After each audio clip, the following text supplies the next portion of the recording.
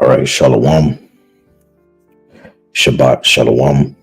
First and foremost, giving all praise, glory, and honor be to Yahweh, Bahasham, Yahweh Shai, Bahasham, Rakah Kodash. Double honors to the beloved apostles and elders of Great Millstone, better known as GMS, who rule well. Peace and salutations unto the hopeful elect, the Tabernacle of David, beginning with the 144,000, and the rest of the men, women, and children out of the 12 tribes whom Yahweh Bashim Yahweh Shai will ultimately have mercy upon. I'm your brother Matazabath from the branch of the Great Millstone here in Melbourne, Australia. And I wanted to take this opportunity to do a live lesson pertaining to some history that you should know going into the woman of Samaria. And this comes by way of a live lesson that I had the privilege of attending with the beloved brother Abaniah from GMS Trinidad. And basically, we had a little bit of a dialogue with the brother named Big Bear. And on that particular live, Big Bear had another gentleman by the name of Thawaban and another gentleman by the name of Andrew. And long story short, the question was asked to both me and Abaniah pertaining to the woman in Samaria, and how can we prove that she indeed was a heathen and not an actual Israelite. And their stance was that the woman mentioned here in John the 4th chapter indeed was an Israelite, all right, which really none of them could actually prove it during that particular point in time. However, myself and the brother Tawaban, we exchanged information stating that if we were to come around again on another live, that I would bring some information pertaining to Antiquities of the Jews by Josephus, which we're going to go into in this lesson, because there's some history within that book that you should know that will be able to help tie in information pertaining what we're going to go into here in John the 4th chapter. And he also stated that he was going to bring to the forefront proof on the woman being of the northern kingdom, which is what his stance was. All right, but we're going to show you that the woman here mentioned in John the 4th chapter indeed is a heathen, and we're also going to show you which nation she goes back to. All right, so without further ado, let's get into the lesson. And this is the book of John, chapter 4 and verse 7. And as you can read, the woman of Samaria, it says, there cometh a woman of Samaria to draw water. Yahweh Shai said unto her, give me to drink. For his disciples were gone away unto the city to buy meat. Then said the woman of Samaria unto him, how is it that thou, being a Jew, askest drink of me, which am a woman of Samaria? For the Jews have no dealings with the Samaritans. So right off the bat, if you can understand it, pretty much here in verse 9, she's already substantiate that there's a difference between the Jews and the Samaritans. All right. And this is also giving us an indication that she's alluding to the fact that she herself is not a Jew, because she asked, or not rather asked, but she told the Messiah, you know, why are you asking me to drink, you know, which I am a woman of Samaria.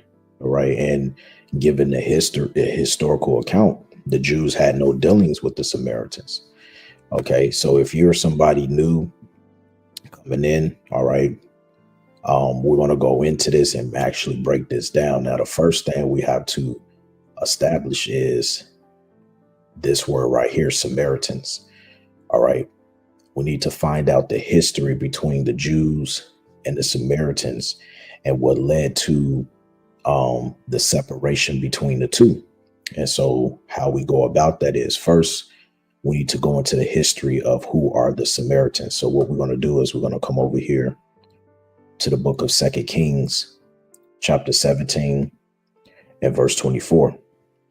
And it reads, "And the king of Assyria brought men from Babylon and from Kutah and from Ava and from Hamath and from Sepharvaim,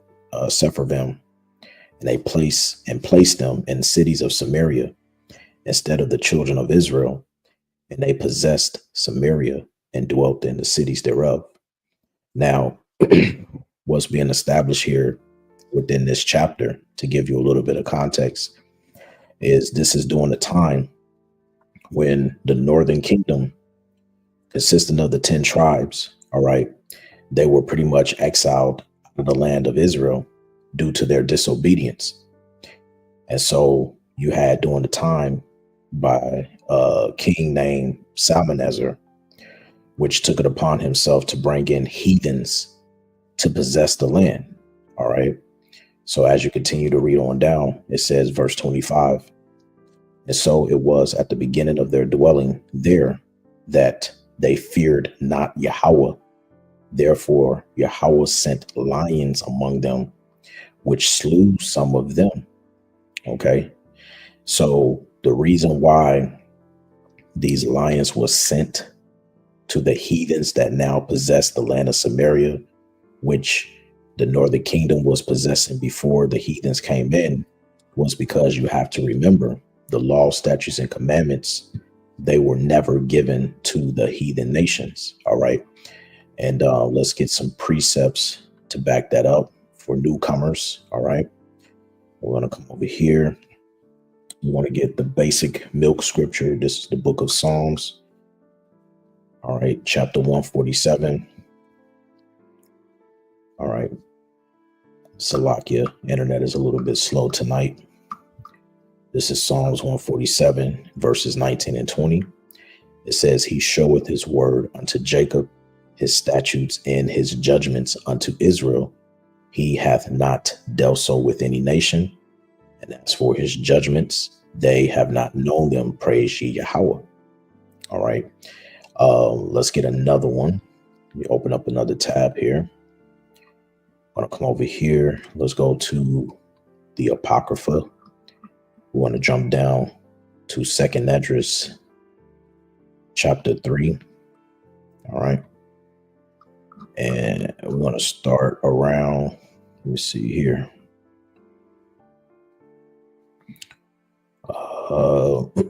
I'll start here at verse 31 on down. It says, "I do not remember how this way may be left. Are they then of Babylon better than they of Zion? Or is there any other people that knoweth thee besides Israel? Or what generation hath so believed thy covenants as Jacob? And yet their reward appeareth not, and their labor hath no fruit. For I have gone here and there through the heathen, and I see that they flow in wealth, and think not upon thy commandments." All right. See, he went through the heathen, and this is what he found. "Weigh thou therefore our wickedness now in the balance, and there is also that dwell in the world, and so shall thy name nowhere be found but in Israel. Or when was it that they which dwell upon the earth have sinned in thy sight? Or what people have so kept thy commandments?" And here's the main point, verse 36. "Thou shalt find that Israel by name hath kept thy precepts, but not the heathen." You see that?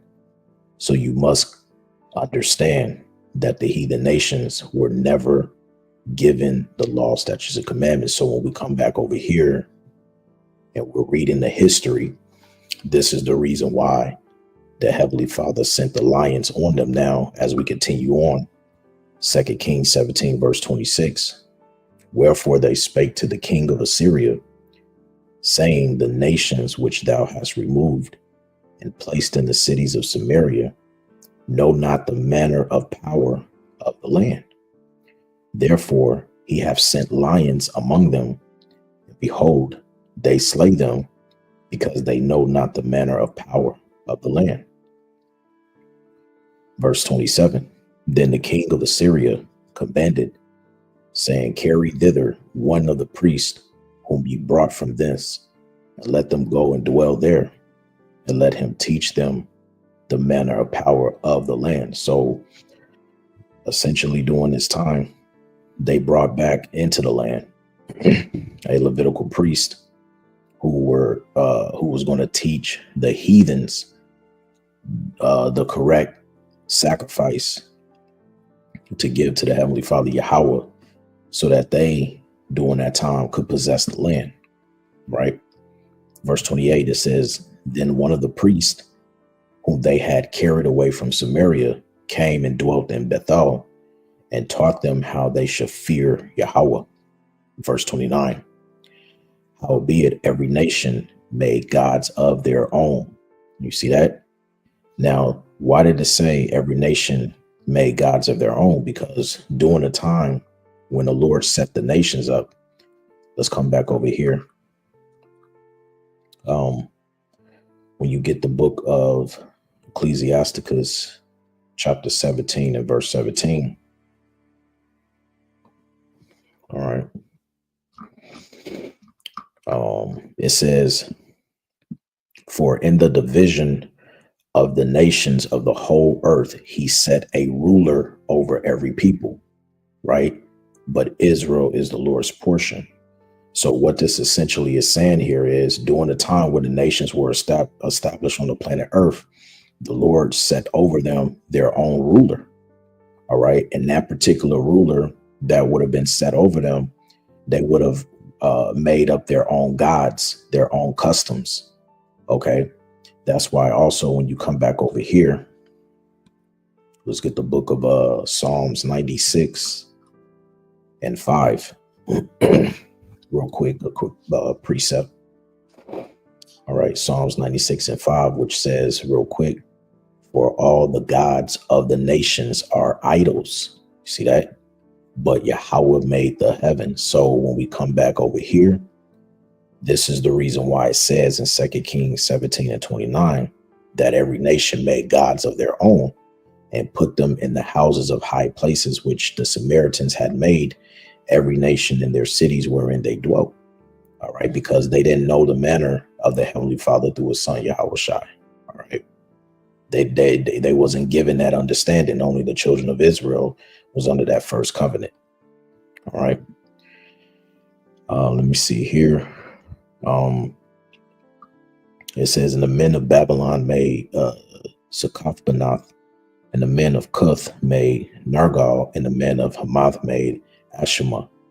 And then they basically just go on to tell you their gods and what they did. Now, the key part to find out who the Samaritans were is we have to come back here to verse 24.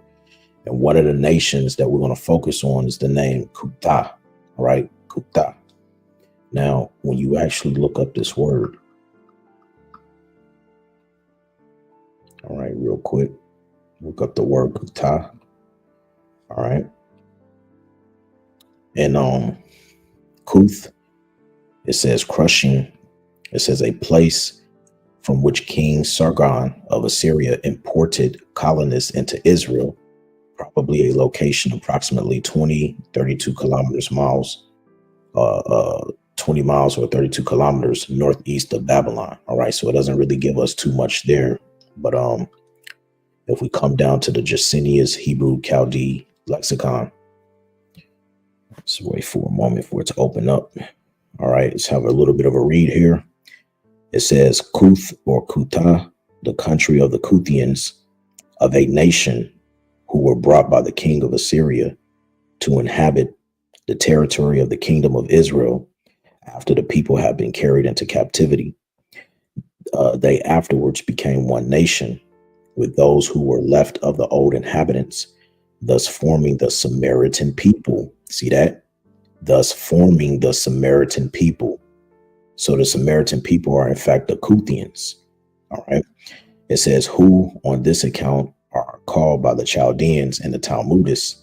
Nothing can be certainly stated as to the locality of this country, which Josephus places in Persia.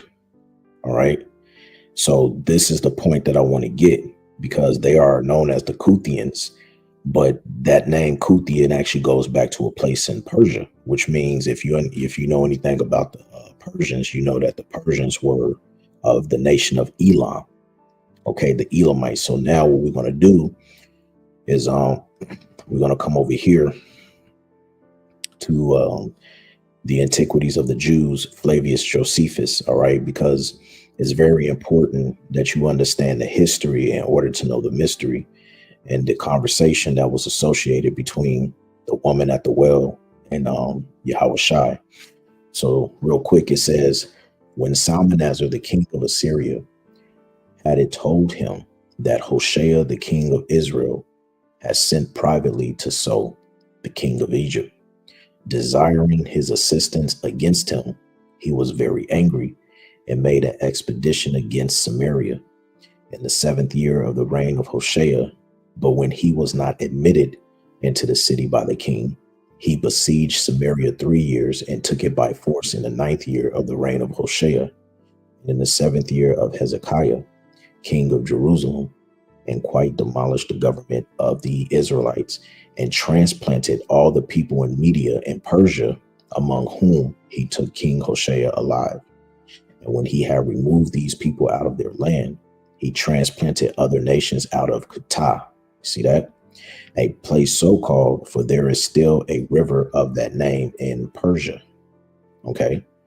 So once again, this name Kuta, all right, is strictly coming down from Persia. Now, if we drop down to paragraph 3, all right, real quick, and hopefully you guys are staying with me.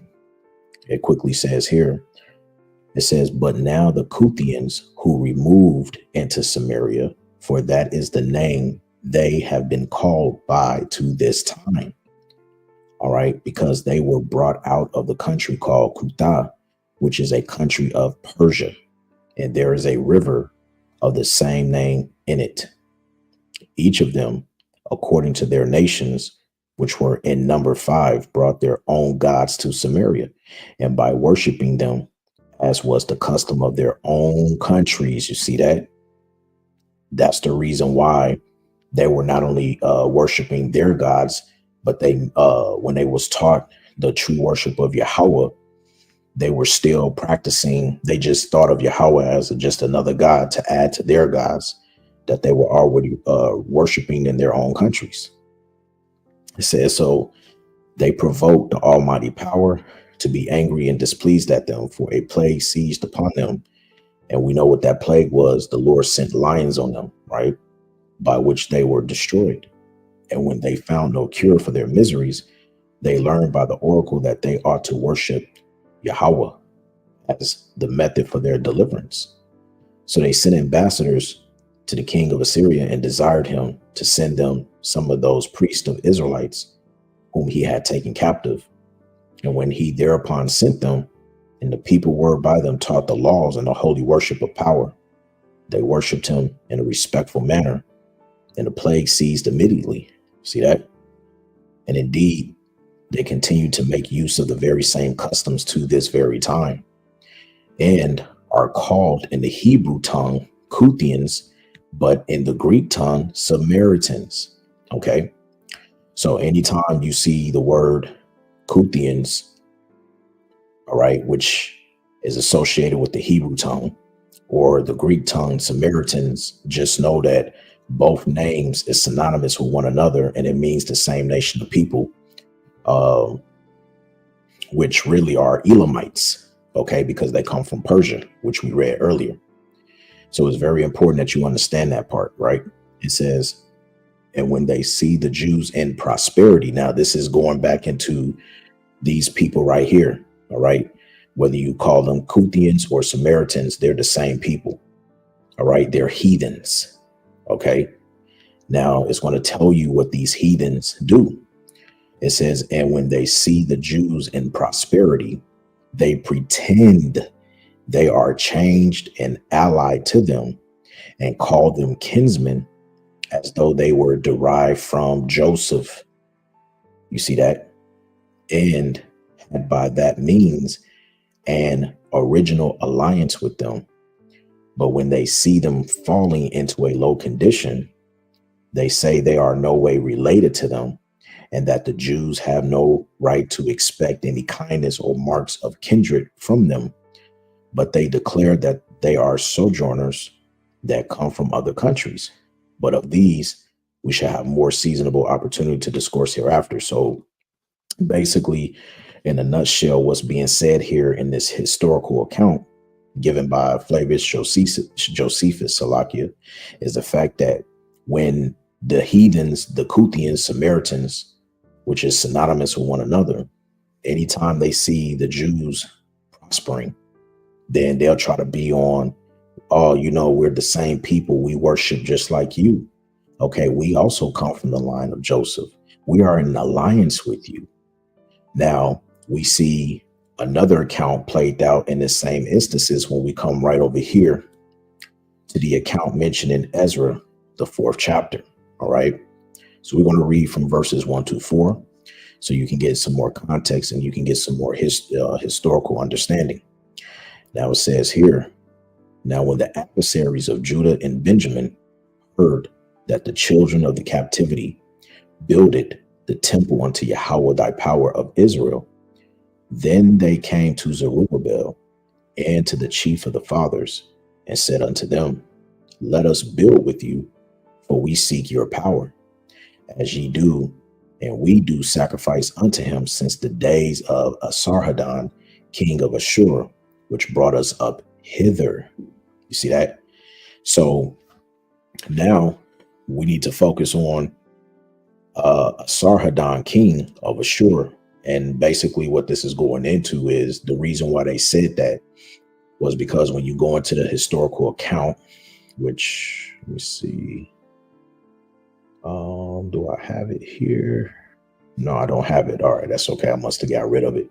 But basically, just to give you a small recap of it, during the time of Salmanasar, it was said that Esarhaddon came about, I think, 8 or 9 years after Salmanasar. And he pretty much forwarded the kingdom. And so what those particular heathens learned under Salmanasar, when they was taught the correct sacrifice being in the land, he pretty much forwarded that same thing when he brought more colonists into the land of Israel. By more colonists, meaning when he brought more of those heathens into the land. So essentially, when they say that they do sacrifice unto Yahweh since the days of Esarhaddon, that's what it means. All right. And you can look up that history even more if you want to. Okay. But moving on, verse 3, but Zerubbabel and Jeshua and the rest of the chief of the fathers of Israel said unto them, ye have nothing to do with us to build an house unto our power, but we ourselves together will build unto Yahweh thy power of Israel, as King Cyrus the king of Persia hath commanded us. Then the people of the land weakened the hands of the people of Judah and troubled them in building. See that? And so what we read here, when we come back to Josephus, remember, because he said when the Jews were in prosperity, and during that time, you remember they were given the commandment by King Cyrus, right, to build up the second temple. So they tried to throw themselves in the mix and pretending that they too was on the same level as the as the Jews were during that time. So you can see now, let's come back to John, the 4th chapter, because now we've established who the Samaritans are. They are the Kuthians, which are Elamites. Okay, we've established that. And so now we have to get the rest of the story, because this is where it gets a little bit more tricky. It says, verse 10, Yahushua answered and said unto her, if thou knewest the gift of power, and who it is that saith to thee, give me to drink, thou wouldest have asked of him, and he would have given thee living water. So in this, right here, Yahweh Shai is kind of, playing with her in the sense of, well, look, if you only knew, which this is going to set her up. All right. And you'll see what I mean in just a second. Let's continue. Verse 11. The woman said unto him, Sir, thou hast nothing to draw with, and the well is deep. From whence then hast thou that living water? All right. So she's already on a carnal level. She's not understanding that Yahweh Shai is speaking through the Spirit. Okay. So it goes on to say, verse 12, art thou greater than our father Jacob, which gave us the well and drank thereof himself and his children and his cattle?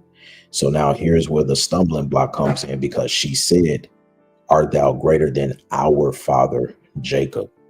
All right. Now, why does she say this? Because you got to understand something. We've already clarified that during the time when the heathens came into the land, and going back to second, let me pull this back here. Salakia, give me 1 second. So remember back in 2 Kings, the 17th chapter, when these strangers, all right, when they came into the land, remember they had to get taught the law, statutes, and commandments. Now we're reading the fact that when you come back here, she said, art thou greater than our father Jacob? Because this was passed down unto them from generation to generation. When those heathens took on the customs of our people, the Israelites or the Jews at that time, right? Remember, it was passed down from generation to generation. All right. To give you an example, when you go into the history of the Maccabees, right? Show you something. Let's come back over here and let's take a little detour so you can really get the understanding of this, because this is very important. When we go to First Maccabees chapter 1, and let me see here. I'm just get straight to the point. Verse 41, it says, moreover, King Antiochus wrote to his whole kingdom that all should be one people, and everyone should leave his laws. So all the heathen agreed according to the commandment of the king. Yea, many also of the Israelites consented to his religion and sacrificed unto idols and profaned the Sabbath, right?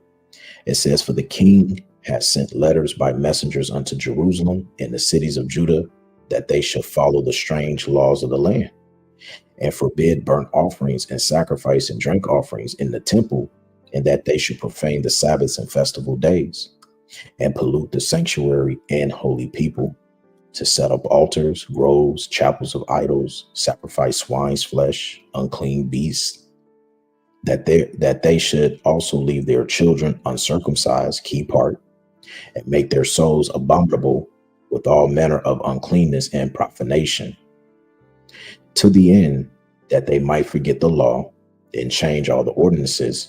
And whosoever would not do according to the commandment of the king, he said, should be unalive. Now, you can imagine the stress that was on our forefathers back then when that decree was put out, that if anybody was caught keeping the law, statutes, commandments, and professing themselves at all to be a Jew, they will be unalive. You see that?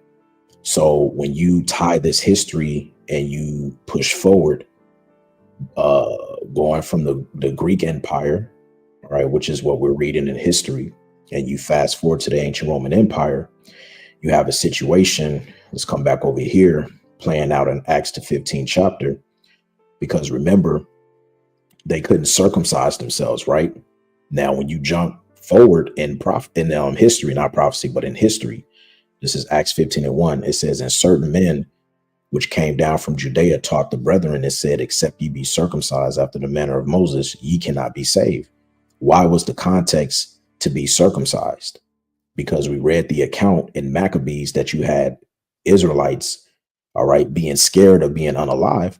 All right, they took heed to the king's commandment and they stopped circumcising their male-born child. So what I'm alluding to here, if you follow me, is after a certain period of time, when you start to keep such a custom passed down from generation to generation to generation. Pretty soon, up into the second or third or fourth generation, that's all they know. That's what they're taught. You understand that? It's the same thing today. A lot of us being so-called Americans, we are taught the American way through our parents. Why? Because it get everything that they've learned, it's been passed down. So essentially, coming back here to John, the 4th chapter, understanding her foreparents, those Samaritans are Kuthians, all right? And remember, her foreparents were given the law, statutes, commandments coming into that land that was passed down from generation to generation. So she was told to lie. All right. Now the brother put it, beautiful precept. This is salvation of the elect. Jeremiah 3:23. Shalom, beloved. Yahweh Bashanal Shabbarakatah. It says, truly in vain is salvation hoped for from the hills and from the multitude of the mountains. Truly in Yahweh, our power is the salvation of Israel. All right. Beautiful precept and the water for that. All right. And so let's continue, because it gets, more interesting.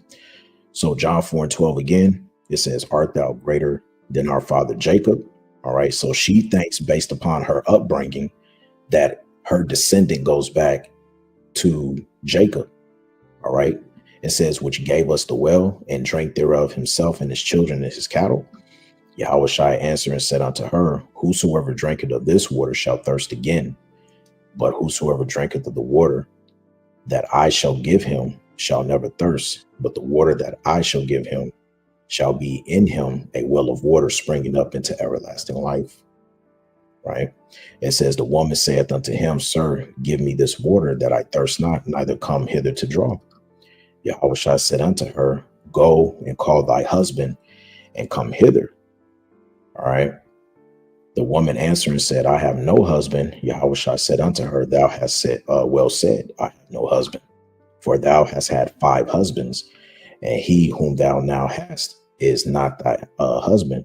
And that sayest thou truly, right? Because during this time, this is also associated with, what's that here? Let's get a quick precept. Let's get 1 Timothy 6, if I remember. Is it 6 or is it 5? It's been a while. Let me see. 1 Timothy. Let's see. No, it's 5. That's okay. I think it's 1 Timothy 5 and let me see. Yeah, here it is.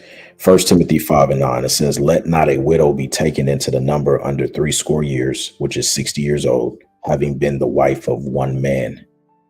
All right.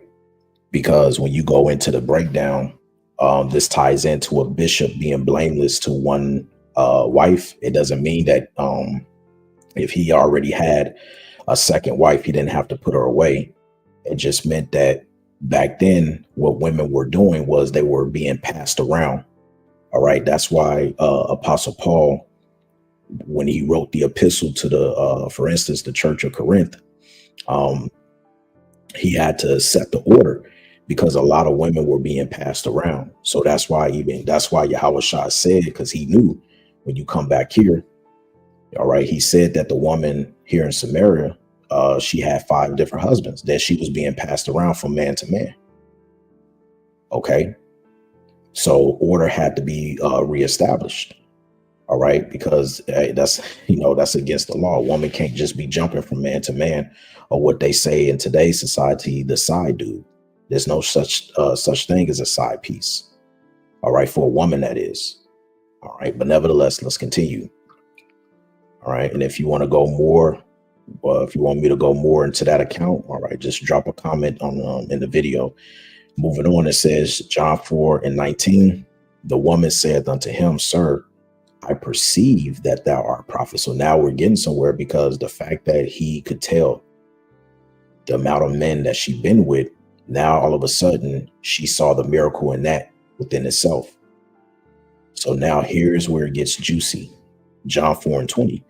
It says, our fathers worshiped in this mountain, and ye say that in Jerusalem is the place where men ought to worship. So now we're going to get some more understanding this particular verse here. So let's come over here.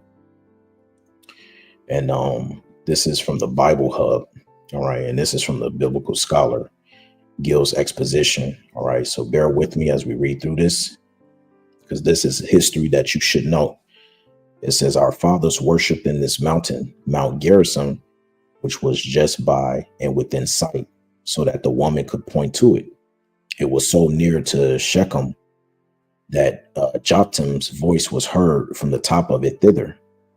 By the fathers, this woman claims as theirs are meant not the immediate ancestors of the Samaritans, or those only of some few generations past, but the patriarchs Abraham, Isaac, and Jacob, whose descendants they would be thought to be. Remember, she would have been told that based upon her upbringing, because we've already established that those actual people that came into the land, they were actual heathens. Okay, we've already proved that. All right. Now, going back here, it says, and they improved every instance of their worshiping in these parts in favor of this mountain being a sacred place. And Abraham did indeed build an altar to the Lord in the plain of Morah, and which the Jews themselves own, is the same with Shechem. But their tradition, which Theophylact reports that Isaac was offered upon the Mount of Gerizim, is entirely false. Jacob, it is true, came to Shalem, a city of Shechem, and upon this very spot of ground, the parcel of a field he bought of the children of Hamor and gave to his son Joseph. He built an altar, right, and he called it, there word right there. And also upon this very mountain, the tribe of Joseph, the others stood when they were come over Jordan and blessed the people, all which circumstances the Samaritans failed not to make use of in vindication of themselves. And their worship in this mountain, and which this woman might be acquainted with and might refer unto, but as for any temple or place of worship on this mountain, there was none till of late years, even after the second temple was built. The occasion of it, as Josephus relates, was this. So now it's going to tell you why she even brought this up. So this is the history. This is the historical part that's important. All right. So it says, Manasseh, brother to Jaddua, the high priest, having married Nicaso, daughter of Sanballat, governor of Samaria, was on that account driven from the priesthood. He fled to his father-in-law and related the case to him, expressing great love to his daughter and yet a regard to his office. It says, upon which Sanballat proposed to build him a temple on Mount Gerizim, for which he did not doubt of obtaining leave of Darius the Persian monarch, and make him an high priest. It says, Darius being overcome by Alexander the Great, Sanballat made his court to him, right, and petitioned him for the building of this temple, who granted him his request. And accordingly, he built one, and Manasseh became the high priest, and many of the profligate Jews that had married strange wives or violated the Sabbath or had eaten forbidden meat came over and joined him. Now, why is this important? Because this is the reason why Yahushua, when you come back here to John, the 4th chapter, all right, this is the reason why he had to come into Samaria. When he said here, John 4:4, and he must needs go through Samaria. Why is that? Because you had apostate Jews within this area. But notice also in the same token, when you get Matthew, the 10th chapter, he tells his disciples what? Matthew 10:5, these 12 Yahushua sent forth and commanded them, saying, go not into the way of the Gentiles, and into any city of the Samaritans enter ye not, but rather go to the lost sheep of the house of Israel. Why did he say that? Because these were actual heathens. You see? And the reason he himself, once again, when you go back to John 4, is because we just read he had, there were apostate Jews, okay, when you read the historical account that joined Manasseh that went up there when he was promised a temple to build. So they followed him. So Yahushua knew that there were Jews in Samaria. It's just that the woman he was dealing with here at the well, she was not an Israelite. She was a heathen, and you're going to find that out even more, okay, as we continue to go through this lesson. So let's come back over here. And let's continue to read. So it says here, we left off, it says, this temple, we are told, was built about 40 years after the second temple at Jerusalem. See that? And stood 200 years, and then was destroyed by Jochanan, the son of Simeon, the son of Mattathiah, who was called Hyrcanus. And so says Josephus, it might now be rebuilt. However, this did not put a stop to the worship in this place, about which there were great contentions between the Jews and the Samaritans. Now, when we come back here, this is why she first said in verse 9 of John, the 4th chapter, the Jews have no dealings with the Samaritans. You see that? Because the Samaritans, remember, we've established that when they came into the land of Israel by King Salmanasar, they were already worshiping their gods that they were already accustomed to. And this is why now, if we continue to read on down, Yahushua said this. Now, remember, we left off at verse 20. I'm going to read it again. It says, our fathers worshipped in this mountain, and ye say that in Jerusalem is the place where men ought to worship.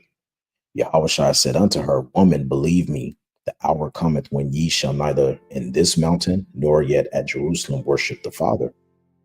And he tells her, making a clear separation. Verse 22, ye worship ye know not what. We know what we worship, for salvation is of the Jews. Now, if you have a working brain, you will have to ask yourself, if she indeed was an Israelite, why would Yahushua say that you know not what you worship? Because according to her, okay, she stated back here at verse 12, art thou greater than our father Jacob? You see that? So you have to ask yourself and read with comprehension skills and discern through the Spirit. Why would he say in verse 22, ye worship ye know not what? We know what we worship, for salvation is of the Jews. Right? You have to understand this. And this is what both Andrew and what's the brother's name? Dawaban on Big Bear's Live, they didn't understand this. All right. Their whole concept or argument was, but you have to pay attention to the conversation. Why would the Messiah have a conversation with her? Well, first of all, you need to understand something. All right. He pretty much broke it down to her. Right. As you continue to read on, it says, but the hour cometh, and now is, when the true worshiper shall worship the Father in spirit and in truth. For the Father seeketh such to worship him. You see that? Now, remember, once again, you had apostate Jews in this area that were mingled amongst the actual heathens, right? Which is a lot of times, a lot of these Israelites, they don't understand that history. So let's go here. Got some information on, let me see. What do I want to bring out? Okay, we'll come over here because we get ready to wrap it up. Now, just to give you some more information to show you the difference between the Samaritans, who she claimed to be a part of, versus the Jews. Now, this is during a time when Alexander the Great, when he was conquering, he actually came to Israel, and he met up with the priest, and the priest showed them in the book of Daniel. He showed them in the scrolls that, hey, that's you. You're that goat. Okay, you're the first king of Grecia, right? And so, upon the priest taking Alexander and showing him the correct sacrifice, all right, now we're going to read about the treatment that Alexander had promised the Jews, but then you're going to see when he came.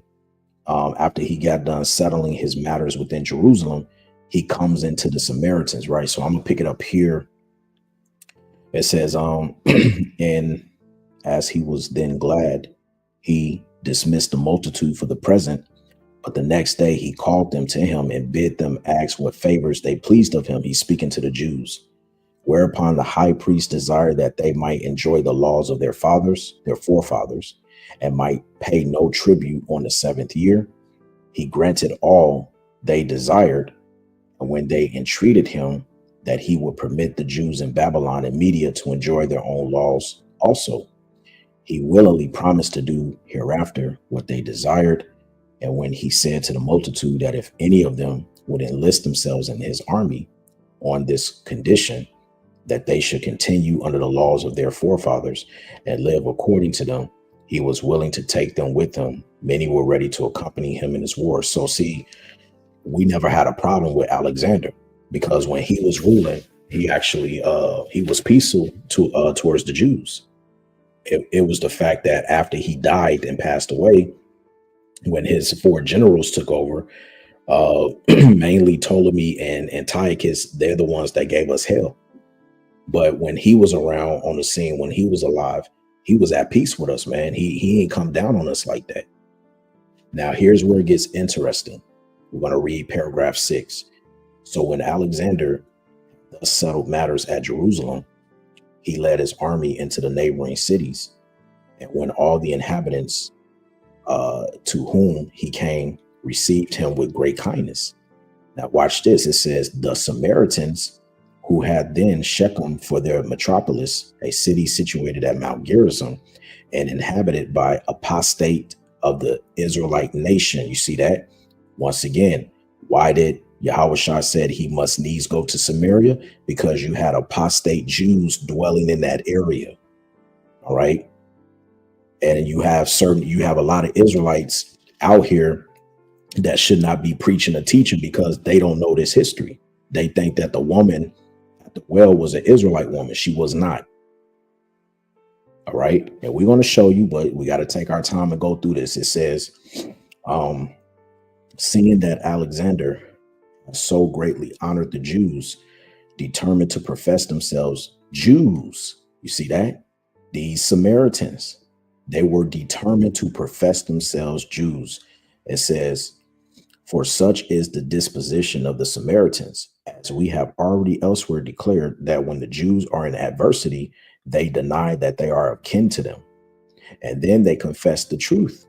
But when they perceive that some good fortune have befallen them, they immediately pretend to have communion with them, saying that they belong to them and derive their genealogy from the posterity of Joseph, Ephraim, and Manasseh.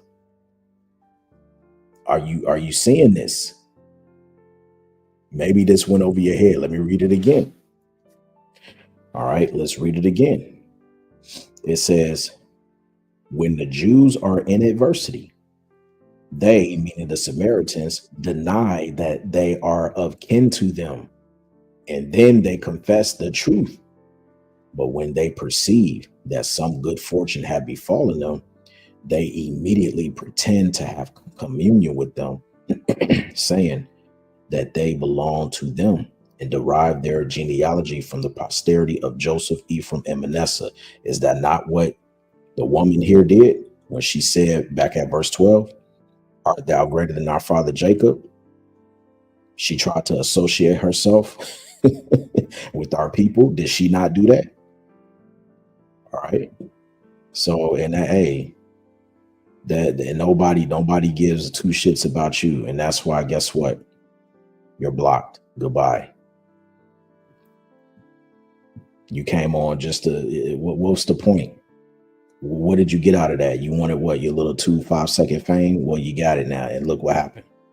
So anyway, back to the point at hand. So again, art thou greater than our father Jacob? Notice how she's trying to associate herself with that, right? But now when we come back here, okay, let's continue to read. It says, accordingly, they made their address to the king with splendor and showed great alacrity, Salakia, in meeting him in a little distance from Jerusalem. And when Alexander had commended them, the Shechemites approached to him, taking with them the troops that Sanballat sent him, and they desire that he will come to their city and do honor to their temple also, to whom he promised that when he returned, he will come to them. And when they petitioned that he would remit the tribute of seventh year to them, because they did but sold thereon, he asked who they were that made such a petition. So here it is. Alexander is asking, like, who are y'all? Right? He's like, what's this all about? Right? Now you finna see. We read that again. It says, let's see, lost my place, right? That when he returned, he will come to them. And when they petitioned that he will remit the tribute of the 7 year to them, because they did but sold thereon, he asked who they were that made such petition. And when they said that they were Hebrews, but had the names Zidonians, living at Shechem, he asked them again whether they were Jews. And when they said they were not Jews, you see that? It was to the Jews, said he, that I granted that privilege. However, when I return and am thoroughly informed by you of this matter, I will do what I shall think proper. See that? The Samaritans are not Jews. They're not the people. All right. So I decided to have a little fun with this. All right. That's all right. Don't worry about it. You know, people gonna scoff, man. All right. We're not here for scoffers. All right. We're here to teach those, all right, who are faithful, all right, and are sincere and want to learn. Now watch this. I went and typed this into Chat GTP. I want to share this with you, Akim. So I said this in the chat. So based on secular history, if using spiritual discernment in the statement of the Samaritan woman stating that the Jews had no dealings with the Samaritans, one would conclude that the woman indeed would have had to have been a heathen and not a Jew. I just did this for fun, and I wanted to see what, Chat GPT had to say. So this was the response. That is a very thoughtful question, and let's break it down with both the historical background and spiritual insight in mind. Number one, historical background. In 2 Kings, the 17th chapter, we read how the Assyrians conquered the northern kingdom of Israel, Samaria, and deported most of its Israelites. In their place, the Assyrians brought in foreigners from Babylon, Kutah, Ava, Hamath, and Seraphim. These are the people referred to as Kuthians, which, remember, Kuthians goes back to Persia. Persia goes back to Elam. And the proof of that real quick. All right.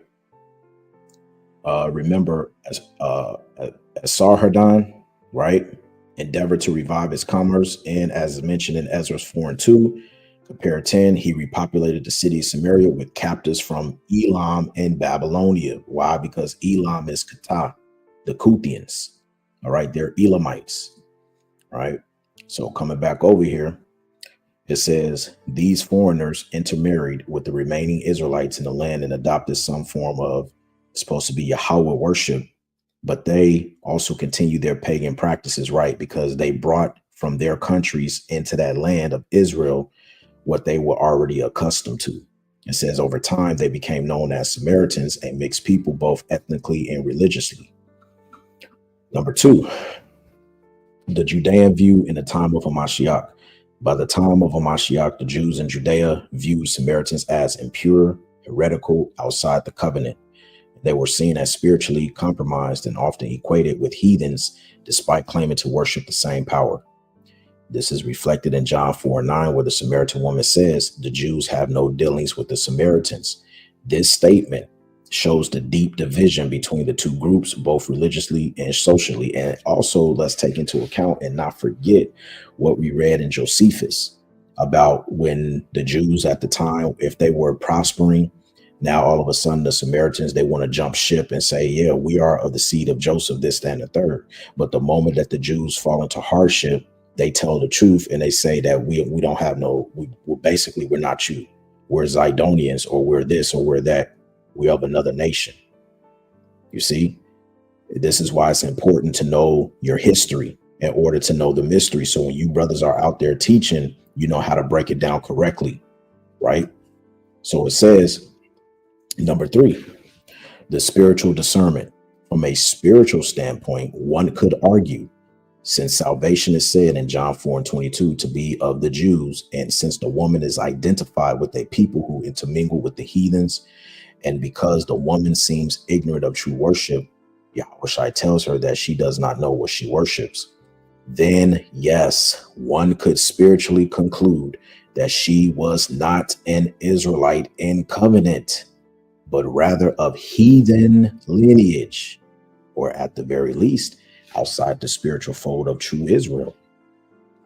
So in conclusion, based on secular history, because that's what we do over here in Great Millstone, and spiritual discernment, particularly the Assyrian resettlement in 2 Kings 17 and the Samaritan Woman statement in John 4, it is reasonable to conclude that she was likely a heathen, not a Jew by blood or covenant. So that's a cut. Even AI agrees with great GMS. I just did this for fun. I just wanted to see what chat says, and AI even agrees with GMS. Okay, let me read this again.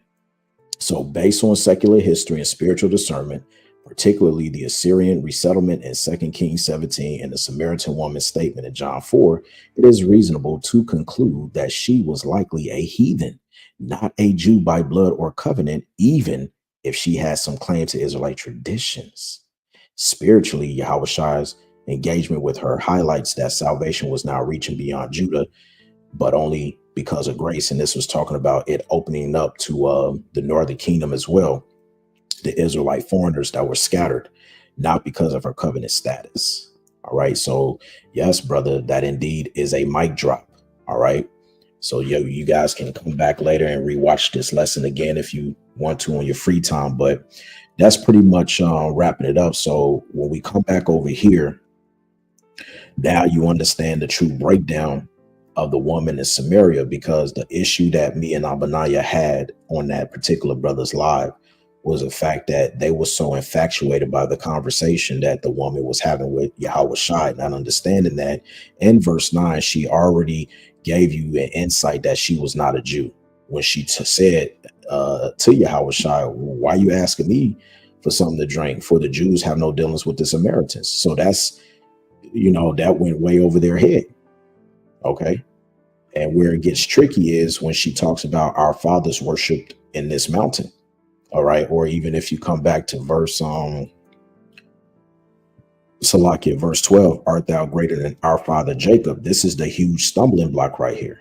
Why does she say that? Because remember, once again, she would have been told that through her parents and through her parents' parents. All right. They passed it down because it goes back to 2 Kings, the 17th chapter, when the heathen nations were brought in.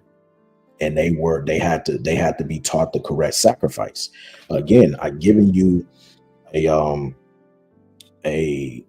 let's say we went through First Maccabees and I showed you the point of circumcision, when our people were forced to leave off of that.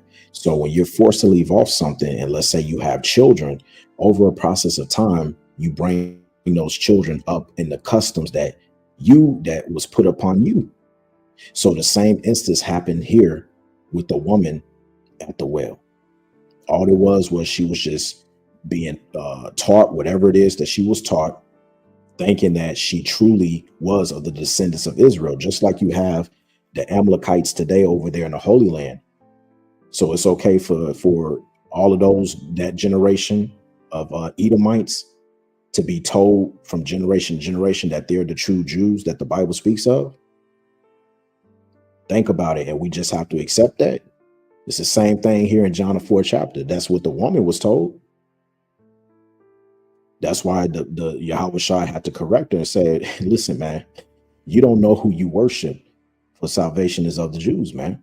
Because the worship of the heathens, the gods that the heathens worship, they're idols. You see? And this is why it's very important to know the history in order to know the mystery. All right. So brothers putting up some fire precepts, salvation of the elect. NLT, Acts 10 and 36.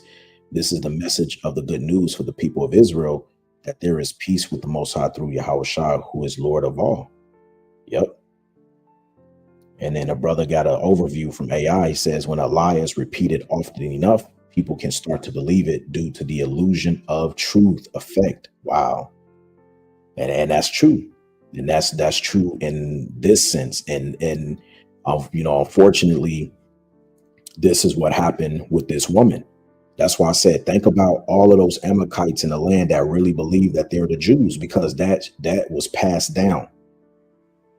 You see what I'm saying?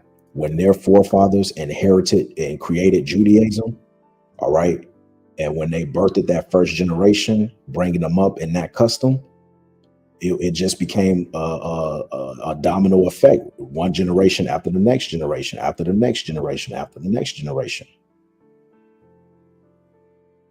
You see? So that, now, oh, yeah, let me share this. I thought this was interesting, and then we'll close out. So I ended up finding this too on, this is called Kabad or Kabad.org. The Samaritans, the Kuthians. All right. Now we're going to take the meat and spit out the bone. All right. It says, when the Assyrians exiled the 10 tribes, the conquerors brought in a foreign people called Kuthians to populate the vacated territory. These people were idol worshippers, and God sent lions to decimate them, meaning Yahweh. Out of fear of the lions, the Kuthians converted to Judaism. See that? These heathens. This is a reason why you also have, what is those people called? Phalasian Jews, the Ethiopians. They believe that they're Jews too. Yeah, because they were a part of that sect that came in 2 Kings, the 17th chapter. All right. They're not the people. Okay. It says, but the rabbis of the Talmud debated whether their conversion was valid or not. The Kuthians' Torah observance was spotty, extremely strong in some areas, but very weak or non-existent in others. Let me see here. It says, settling in Samaria region, Eretz Israel, over time, the Kuthians became known as Samaritans. See, they're interchangeable with one another. Fearing that the Jews returning from Babylonian exile will reclaim their ancestral lands, the Kuthians became bitter enemies of the Israelite people, or the Judean people, Salakia, even going so far as to attempting to sabotage the construction of the second temple, which we read in Ezra, the 4th chapter. Disguising their evil intentions, the Kuthians offered to help build the temple. Realizing the Kuthians' real goal, the Jews rebuffed their proposed aid. Stunned by this rejection, the Kuthians convinced Ashurus that the Jews wished to foment a rebellion against Persian rule, so he suspended construction. All right. And you can read that in the book of Ezra, because that happened. On a number of occasions during the Second Temple era, the Kuthians were an anathema, or a cursed people to the Judean people. Finally, when the rabbis of the Talmud discovered that the Kuthians were worshiping idols and not keeping the commandments, the sages expelled the Kuthians from the Judean fold and declared them to be Gentiles. All right. And you got something right. Goes on to say, although most of the Kuthians eventually died out, a small group exists today living around Mount Gerizim in Israel.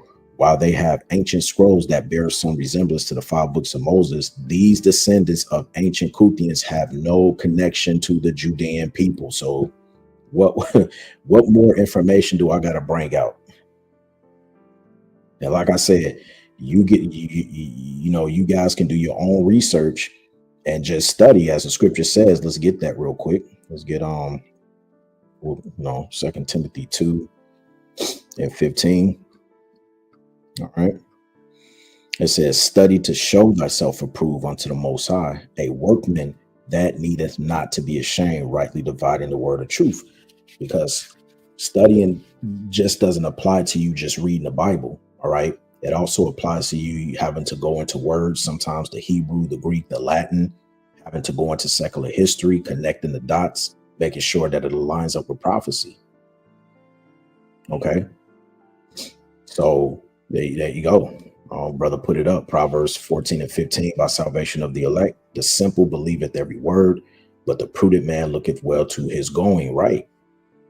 Okay. And the apostles of Great Millstone taught us this information, looking up secular history, connecting the dots. All right. And that's what we do over here. Okay. We give the full explanation, we give the full breakdown so that you can be fed through the spirit and know the truth. All right. So next time when you're out there and you're asked about the woman at the well, you know the history. You know that, well, first of all, she was an Elamite. How do we know that? Because the focus was on the Kuthians.